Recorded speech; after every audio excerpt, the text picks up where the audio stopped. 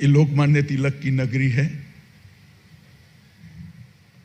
तिलक महाराज ने कहा था, स्वराज मेरा जन्मसिद्ध अधिकार है और वो मैं लेकर रहूंगा। शिवसेना कहती है, सत्ता मेरा जन्मसिद्ध अधिकार है, किसी भी प्रकार से मैं लेकर रहूंगा। अब बन गए एक बार मुख्यमंत्री। मैं आज भी कहना चाहता हूं, अगर हिम्मत है इस्तीफा दीजिए, कर दो दो हाथ, तीनों लोग एक साथ में लड़ने के लिए आइए। भारतीय जनता पार्टी का कार्यकर्ता तैयार बैठा है। महाराष्ट्र की जनता भी हिसाब किताब करने के लिए तैयार बैठी। इस प्रकार से सिद्धांत विहीन राजनीति किसी भी राज्य की सरकार पसंद नहीं करती। मैं कुछ समय पहले आया था, तब मैंने कहा था कि महाराष्ट्र की अघाड़ी सरकार इस प्रकार की सरकार है जो 3 पहिए वाली ऑटो रिक्शा है, जिसके तीनों पहिए अलग अलग दिशा में जा रहे हैं। मगर मेरी थोड़ी गलती हो गई। मैंने बहुत ऑप्टिमिस्टिकली ये सरकार के लिए सोच लिया।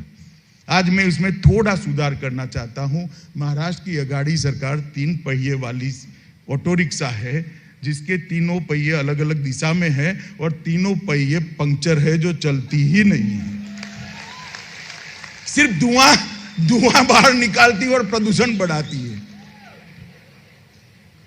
महाराष्ट्र की जनता के पास जाना पड़ेगा, घर घर में जाना पड़ेगा।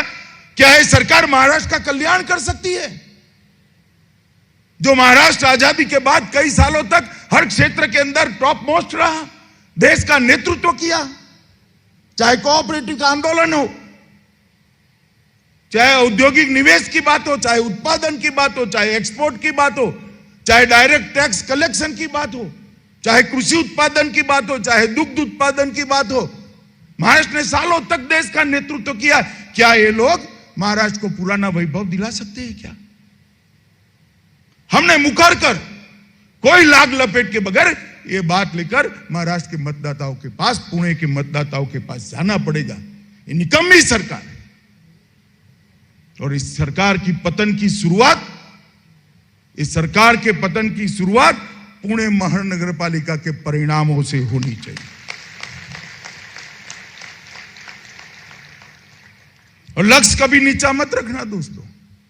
मैं सुन रहा था, कोई 100 कह रहा था, कोई 110 कह रहा था, कोई 120 कह रहा था।